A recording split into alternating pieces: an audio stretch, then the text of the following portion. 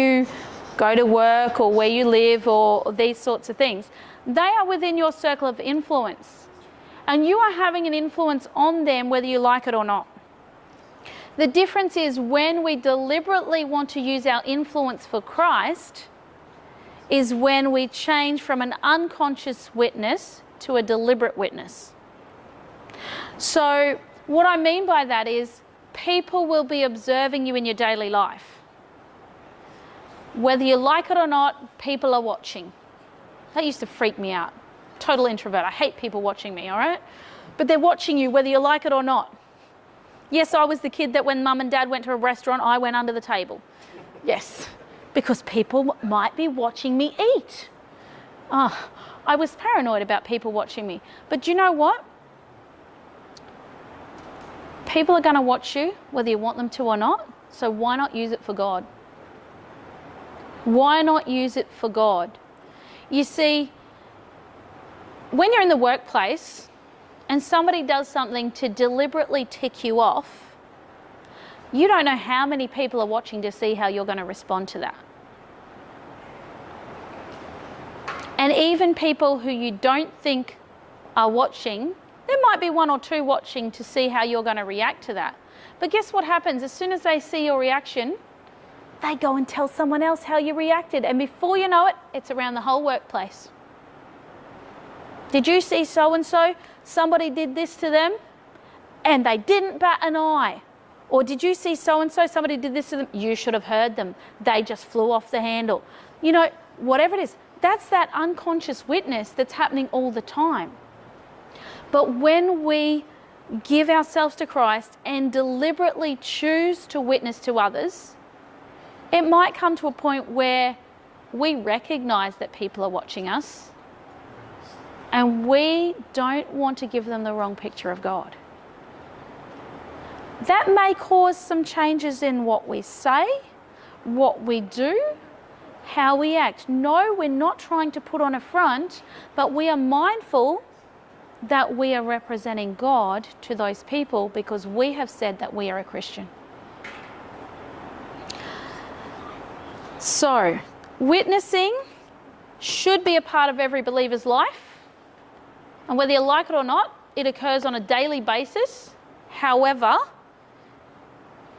it's one of the biggest steps that a new person will take. When our seekers come into our care group, there will come a time when they have to tell somebody, either a family member, a friend, a work colleague, a husband, a wife, a child, that they have chosen to be a Christian. That in itself is a witness. They're going to need support.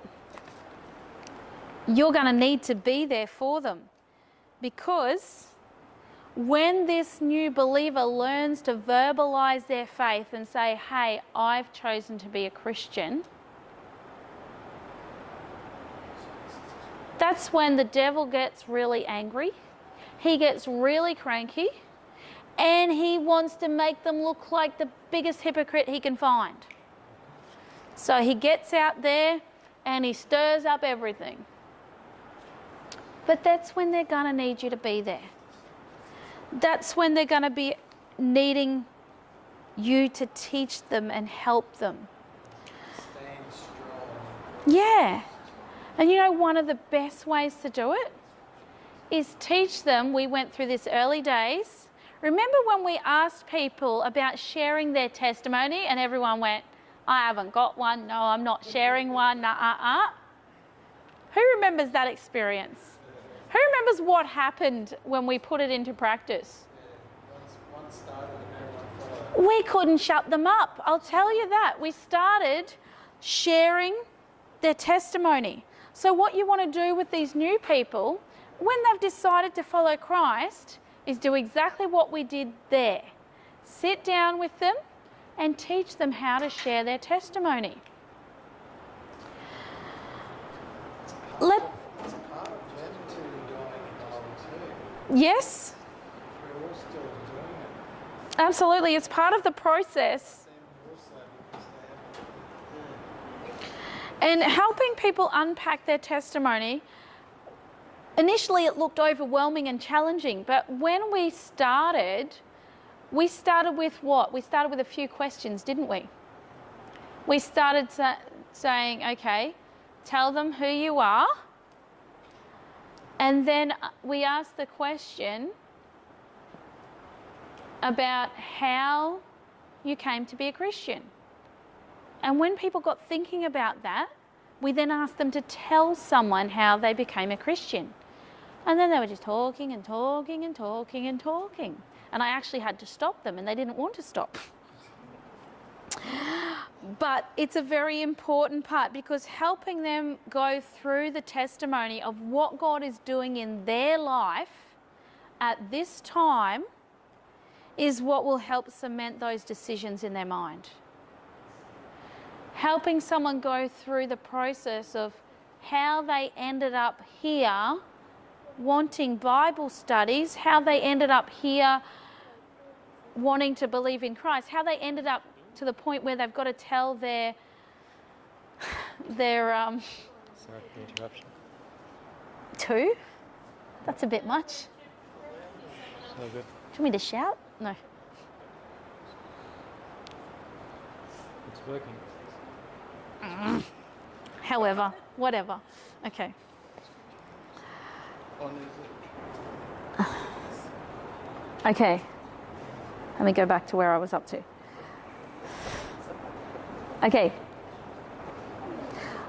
Okay, going through that process helps them cement the decisions that they have made. A new believer should also have an understanding of the plan of salvation that is clear enough to share with another person. Now, that's what we did in the survival kit, which we will be starting again this year for those who've missed out on the earlier ones. And I've already got names of 5 more people who want to join us for the survival kit. Yes?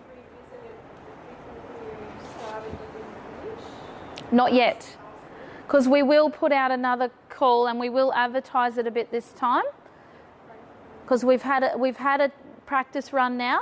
Sorry guys for the guinea pigs, but you know, we've had a practice run this time, and hopefully we will be able to do it better next time. All right. Okay, a seeker can learn much of this in care group as well by watching how core members interact with and relate to other seekers. In time, they will come to imitate their witnessing example. So this is not an exhaustive list of things, but it illustrates the point that following the New Testament model, I'm just going to put down here, you right there? Mm-hmm. Good. I'm just going to write over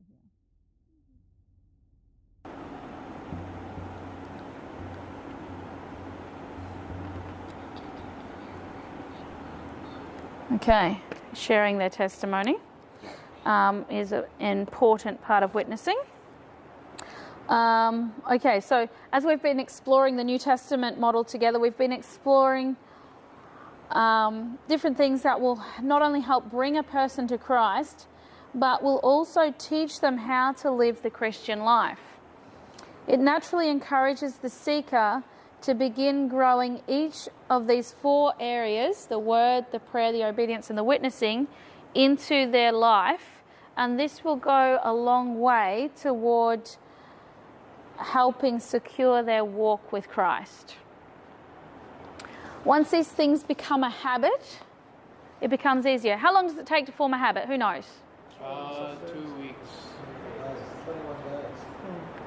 30 days. 30 days to form a habit. How long to break a habit?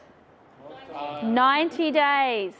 Okay, so if we have an old habit that we want to create a new habit, guess how long we're going to have to do it for?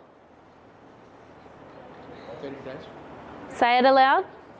4 months. 90 days to break the old habit, 30 days to make the new one. That's 120 days. God can do it so quickly. He doesn't have to rely on the days. He's just... That's right. God doesn't have to rely on that. Now, question, Those of you who've been memorizing from the beginning, how long does it take to move a verse from our short-term memory to our long-term memory? 60 days, 2 months. So this is why we call it daily review. Once you've learned a memory verse, you keep repeating that one, looking at it every day for 2 months. And it moves it from the short term to the long term, and it's stuck in your head forever. What a blessing. What a blessing. But you know what? If you break that chain, you have to start again. All right. So we're going to talk quickly about systematic discipling. Ultimately, your goal should be to ensure every new member participates in a systematic program of discipleship training. Helping them here and there with questions about the nuts and bolts of the Christian life has its place. But at some point, they should be encouraged to join a team that is committed to serious training. Guess what? That's you guys. Yes, we here are a team committed to serious training. And that is what each one of these people will ultimately be integrated into. Things like the FAST program, a discipleship class, things like this, we will start them off at the basics and they will continue to grow. Ideally, this can take place in your church, preferably during the Sabbath school time, okay? Now, many churches that I know run a discipleship class or a baptismal class, right? Many people are freaked out by the name baptismal class because they think that they're only in this class because you want to baptize them. And often, that's exactly what happens. People get there and they go, right, we're going to go through 28 studies and we're going to study the 28 fundamental beliefs of the Seventh-day Adventist Church. And when we're finished, you're up for baptism. Is that what we're trying to do here? That's not what we're trying to do here. What are we trying to do? We're trying to help them have a lifelong relationship with the Lord. A lifelong relationship with Jesus Christ. So, I know churches that have implemented this FAST program as a Sabbath school class. And what they have done is created a discipleship class where they will train people through the survival kit and through the basic training. And often they will have more than one class because they will have one class doing survival kit. And then when they graduate, it only takes 5 weeks, they move on to basic training, but the next batch go into survival. And then they move up to the basic training and they keep going. And this is a constantly running program in the church. Now, look, we have taken this program a lot slower because it's our first time. We're all beginners here.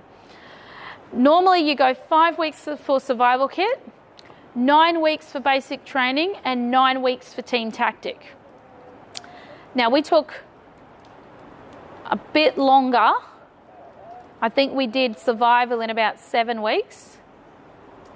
But after that, we took 2 weeks for every lesson. So we've dragged it out for 18 weeks at a time because we wanted to understand it. We wanted to be able to apply it, and we gave ourselves application time. But now that we've done it once, if you're running a class and you want committed, serious people, the question lots of people have is, how long is this going to go on for? Well, it's really easy. You tell them 5 weeks because that's the survival kit. Once they've done that, then they're hungry for more, and then they say, so what's next? And then you lead them on and train them up. So many churches have taken this as a Sabbath school class.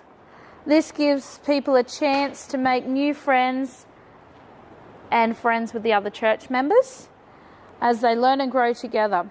If that's not possible, it can be done in one-on-one meetings. It can be done Sabbath afternoons. It can be done as a meeting during the week. Or it can be done as a group meeting outside of church. What we find though is interactions through a committed group provide the best growing environment. And we've seen that here, even with this. When we started, there was some of us who were really not wanting to be part of a group, and we had people who wanted to do it individually. So we had people who were taking the materials and going to do the fast program by themselves. You know how long they lasted? They didn't even make 5 weeks. They lasted about 2 lessons. But the ones that were in the group, what happened when people were tempted to give up? They encouraged each other. When somebody was struggling and they shared it, guess what? Somebody else said, and me too, and me too. They knew they were in it together. They encouraged one another. And as the time went on, some of us are still here. Who thinks they would have still been here if they'd gone it alone? Who would have hung in to do this whole program by themselves? Probably none of us. So now you see the importance of having a group to do it with. I was just going to say, that's where the accountability comes in. That's where the exhortation comes in, the encouragement. And each of these is important for growth. The other thing is the commitment aspect. The big C word. It comes up every single week for, I don't know, 40 weeks, something like that. But that big C word, commitment. And you know what? The commitment of each other person encourages the commitment of each other one. If none of you were committed, do you think I'd be committed to doing this by myself? What's the point of me standing here teaching no one? Your commitment's important for me to be committed. All right. So, the Fast Discipleship Curriculum is one such program that has worked well for untold thousands. It consists of the 3 separate study courses and takes approximately 9 months to complete. Guess what else takes 9 months? A baby. We are creating spiritual babes, right? And takes 9 months. I've got it. It's right here in my explosion formula. No. Survival kit is the first 5 weeks that we did. Basic training is the next 9 weeks. Yep. And then revival keys. Revival keys is what Team Tactics was, but they've revamped it. And honestly, it's really awesome. But because we started with this, we're finishing with this. And I highly recommend, if you want to do it again, go the revival keys as well. Because, yes, that's what they have changed it to, which is why I couldn't find the manual. Sorry? Why didn't they change that? That's because they were updating it as they went along.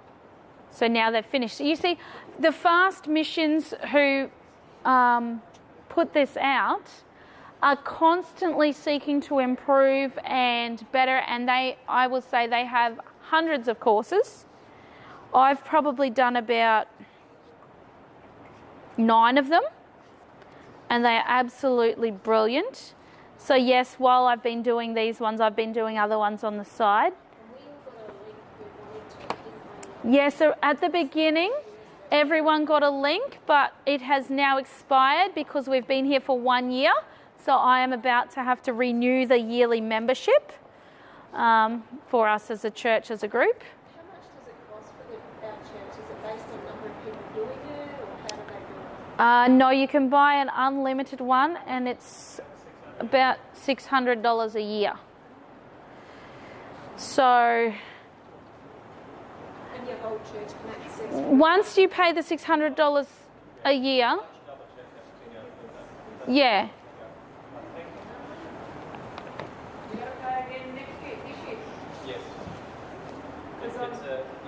It's pay by the month or you pay by the pay by the month or pay by the year, but if you pay by the year, they give you a discount.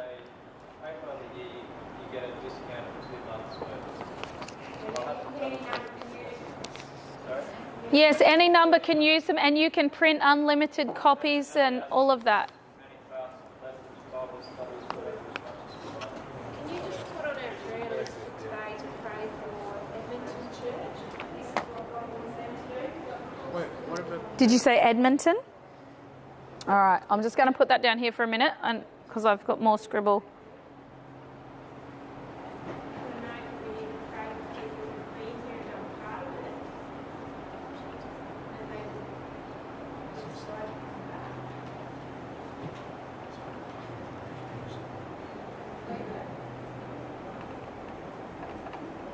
I'll fix that up later. That's just scribble in the corner for now. All right, so yes, so as we went, the first course is the survival kit, a 5 weeks introduction to scripture memory and the basics of Christian life. Basic training is next with 9 weeks of practical instruction in the key areas of discipleship. And then our team tactics has now become the revival keys. That's what we were just talking about. And that is another 9 weeks that wraps it up and helps equip people to live the spirit-filled life of effective ministry. Yes. This is more of an action. Do you reckon we could try and get an invite, or maybe even us too, but to go to Aikenvale and share this? I've had an invite recently for Aikenvale. I'm waiting to see how this follows out because, you know, we've got the transition of different pastors. I don't know who they're going to have over there. the guy in Mackay? Oh, so Ragasso is coming up for them, Yeah, the guy from Mackay. and we're getting Pastor Alfredo. Yeah. So I haven't yet met Ragasso. I've had members from over there ask me about it. They've also talked about why don't they just come and join us over here. Well, thinking the same thing, but we have to go to that church to share.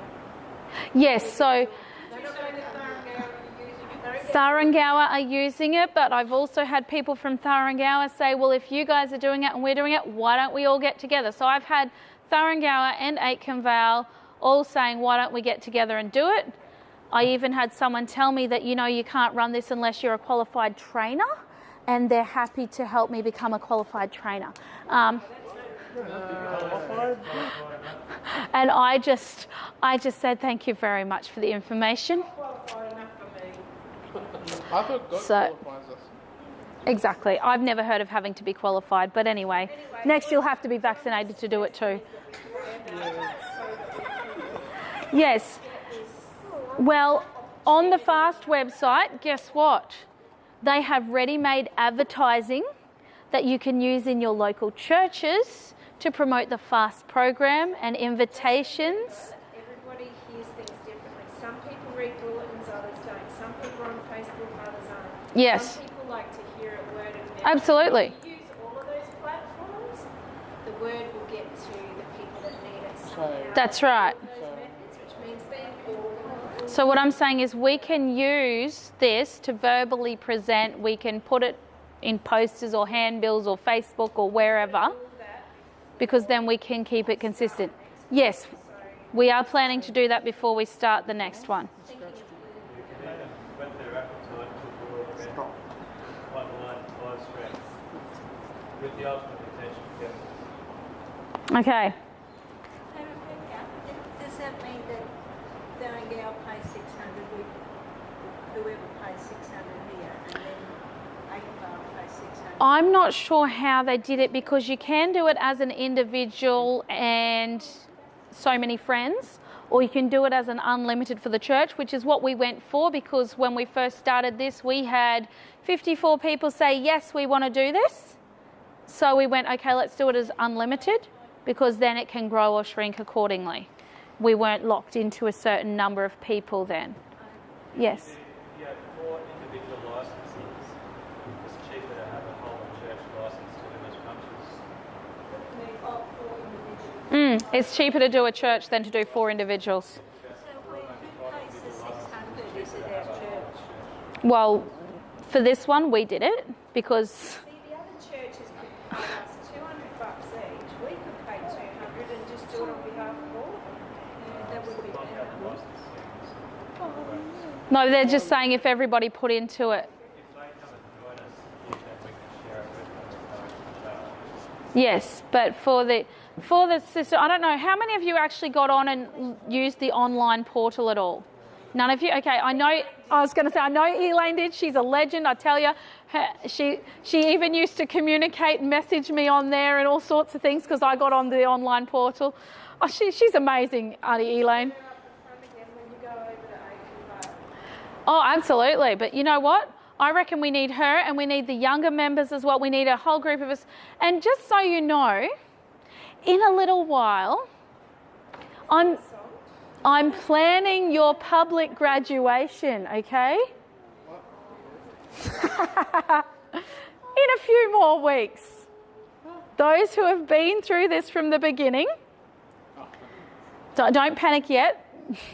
But those who have been through this from the beginning, you're all going to get up the front of church at some point, and you might even be taken to share with other churches about the FAST program.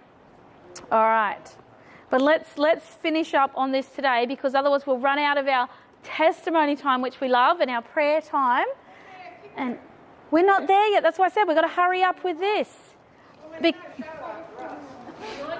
Oh, is there really none today? Oh, cool. I think the strength of having everybody here committing to one another and having the prayer and the testimonies time is actually the other main strength of this and keeping people here because so many people don't have anywhere to share those testimonies of their day-to-day witness. Absolutely. Because we don't have the small groups. Yes. And when you come together, you get to share and then you get to inspire others and so on and so forth because I don't go to adult Sabbath school because I'm always, well, my son's in here, but I'm always in the kids one. And I miss what you do here, so I don't know if you do testimony time here. But we don't have it in church. No. Unless people are catching up midweek, you're not sharing testimonies with one another. That's right. God's working in your life. And that is power. It is. It makes God real to you and to other people. And that's why it's an important part of care group as well. Corporate prayer, and it's really sincere prayer at this group. It's not, it's like... Yep. very sincere Let it prayer. speak So from the heart. I just think that those two aspects have been really important for me in committing to Josiah, wanting enough. to be here. Because I can do a lot of other things on Sabbath afternoon that are out in nature and my kids, because kids struggle to be inside if they've been inside for 5 days of the week at school. But Yes. But I've come because I see the value in this and I see the importance of uplifting one another in prayer and testimony. Absolutely. And I'm sure we all benefit from the testimony and prayer time that we share together. All right, so when new believers are well prepared for baptism, nurtured in the essential areas of Christian life, and then urged to complete a program of systematic discipleship, there is every reason to hope they will not only survive but thrive in their walk with God. In fact, they will likely soon be right there at your side as a fellow care group worker, actively seeking to help advance the kingdom of God. Also, exactly what happened with the rest of the church that's been in the church for 40 years. Mm-hmm. They're doing this program. It's a systematic discipleship program. Absolutely. They'll not only survive, but they will thrive and they will get out there and do something. And unfortunately, what we have found among the churches, what Gateway found and Danvers and all the others who have used this FAST program, they found that the church wouldn't come to the program, so they took the program to the church and they gave one Sabbath school class dedicated to the FAST program. And from there, it infected their whole church, and their churches have multiplied. They've had to plant churches and continue growing and plant more churches. So are you saying they abolished Sabbath school, or no, they just had one separate class for anyone who wanted to? Okay, let me explain. They initially, they put forward the idea of a discipleship class, and as is the usual response, what do we need another Sabbath school class for? They said, right, we're going to have a discipleship class. So they had a discipleship class. Then people came to check out the discipleship class. And yes, eventually they did abolish Sabbath school, not entirely, because there were those who still wanted to go through the Sabbath school lesson. But there was also those who wanted to do the discipleship class. Now, those who have done the discipleship class don't need to be there forever. They are then fed back into the church as workers. And guess what they found? The problem of finding someone to take a Sabbath school lesson disappeared. The problem of finding someone to help out with this and that disappeared. You need to share that up here and over there. So these problems disappeared because by putting people through the discipleship program, they created workers, people who wanted to be active. They saw that their witness was useful. And so they didn't do away with Sabbath school. They simply created another class, which everyone initially freaks out and says, oh, we need more teachers. However, it creates teachers. Even if Yes. you did the first 5 weeks, and then you had it like everybody in Sabbath school did the first 5 weeks of scripture memorization together, and then you have a separate class for the basic training. Yes. So you have your separate class that continues in the Sabbath school class, but just for 5 weeks. If everybody did that first 5 weeks, then you'd filter the people very quickly to say, okay, we're going to go on with this. Yes. One class doing that and the other class doing Sabbath school until you know that core group has gone through the first. Until they've finished through it. Yes. Yes, and we're not asking people to give up Sabbath school as such. What we're wanting to do is give people an opportunity at church who would like to complete this program who cannot be back in an afternoon or who cannot do it during the week. So basically all as we're looking at is the opportunity for those who want to be a part of it to be able to be a part of it, which is basically earlier on, as you know, the board already approved for a discipleship class, right? And that discipleship class can easily become a fast class. Why can't you have a fast service?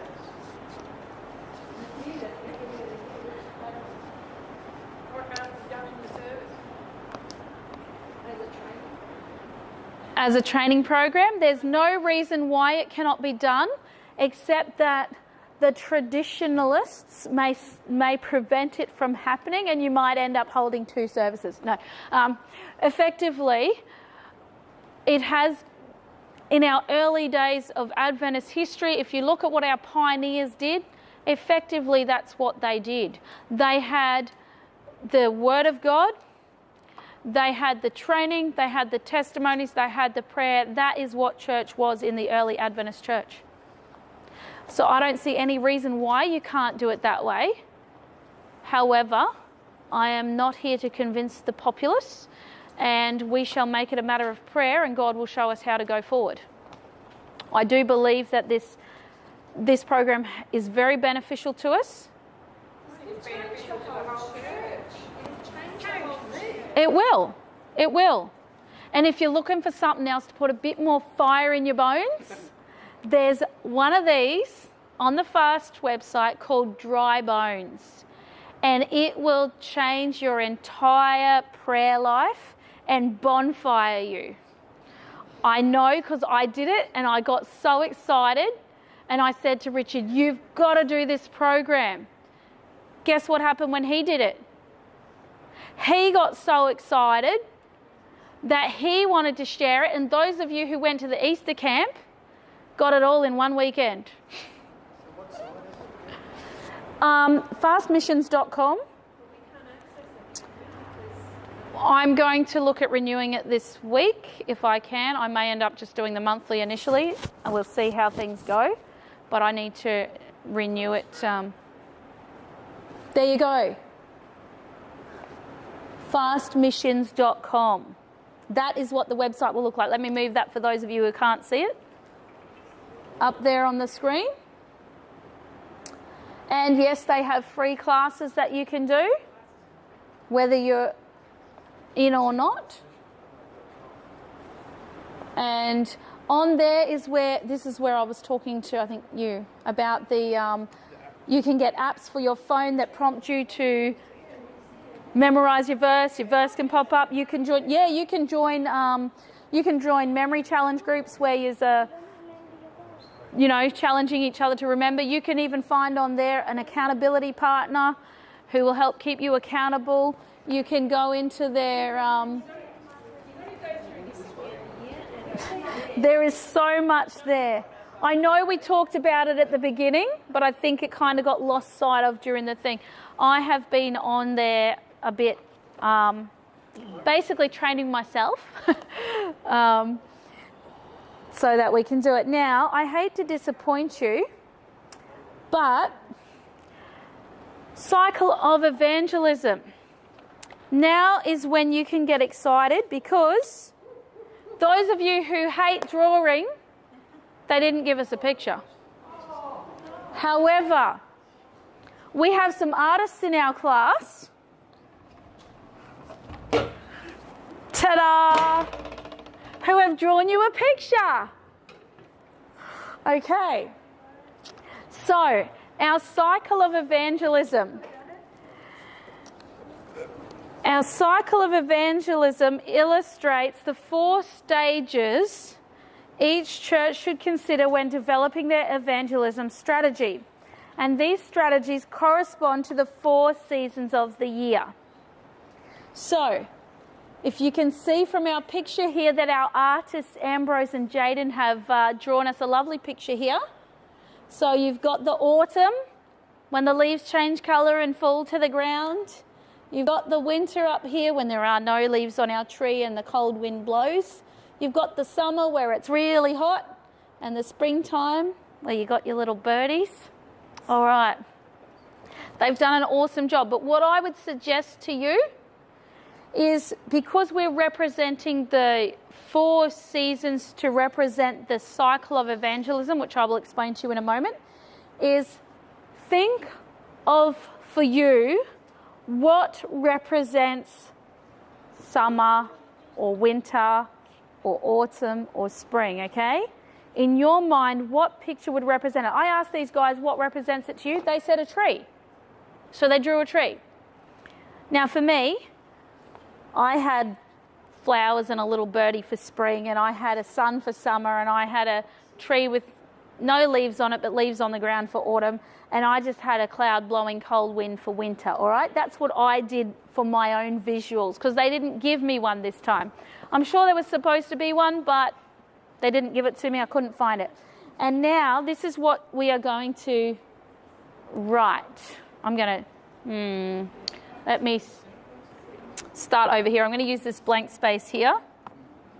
You could just write spring and just like a bullet point.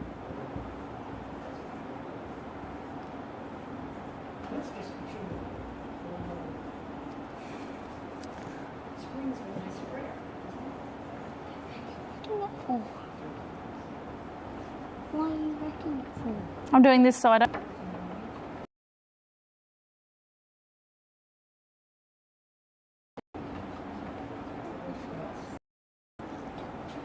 Okay. 4 C's of the cycle of events. Groups. Okay? I will say it again in a minute.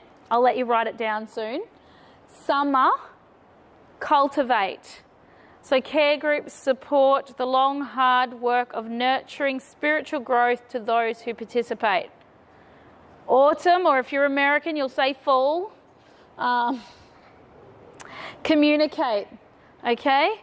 When ready, care groups provide opportunity for members to hear testing truth and encourage commitments. Winter, conserve. Care groups continue to be support, protect and equip new believers to live a life of discipleship. So, in basic, our 4 C's are contact, cultivate, communicate, conserve. Okay?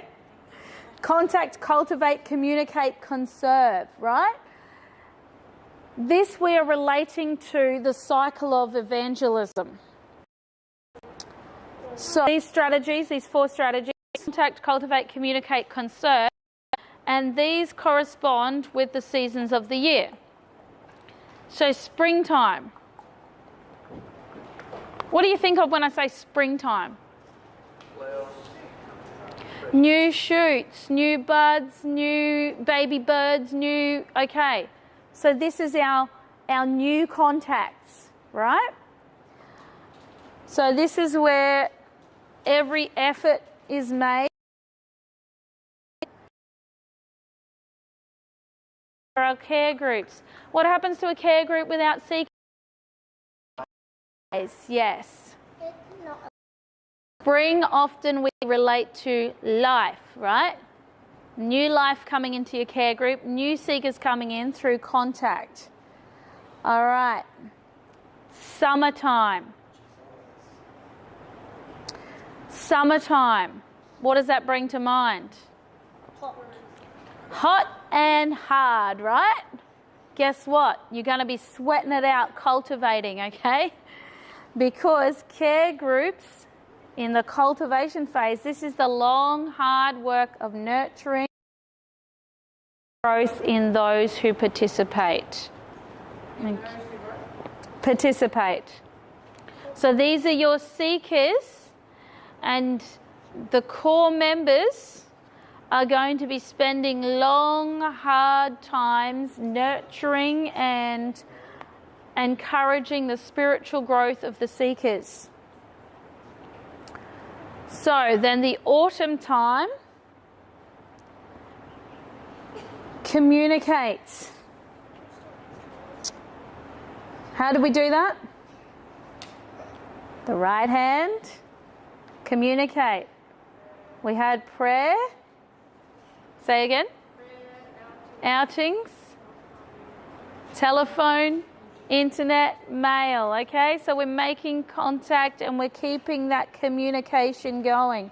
So this is also when care groups can provide opportunities for the members to hear testing truths and encourage commitment. To provide opportunities for them to hear testing truths and encourage commitment. Because if you think about it, by that time, they have been in your care group for 6 months. So basically, you're giving them a bit of meat now. Yeah, yes. And this is often, this is often when you would maybe invite them to a program that the church is running, like a prophecy program or a cooking program or something that the church is running. This is because you've established the friendship with them. So, you know how people are always saying, but when are we going to do real Bible studies? When are we going to get the hardcore stuff? After you've developed this relationship, they've been there for about 6 months, this is where it comes in. Okay? But you're not going to do it necessarily with everyone in your care group at once. So this is when you'd invite them to the evangelism program. Correct. That's right. This is when you would invite them to a prophecy program.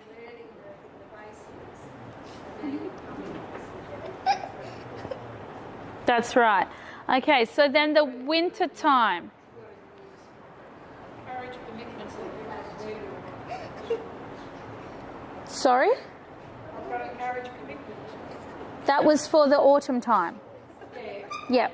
Is that the end? Yes. So that was That was care group members provide opportunities to hear the testing truth and encourage commitment. and encourage commitment. Correct. That's autumn. That's autumn. All right, so winter. What does that bring to mind? So like when someone goes cold and then you're trying to conserve the heat in them, like meaning the word cold. Okay, well, winter often is cold, but because we live in a tropical climate, that doesn't really fit the picture, does it? But often, if you've ever lived, not much grows in the wintertime, particularly where they get snow. It goes dormant. So what did you need to do early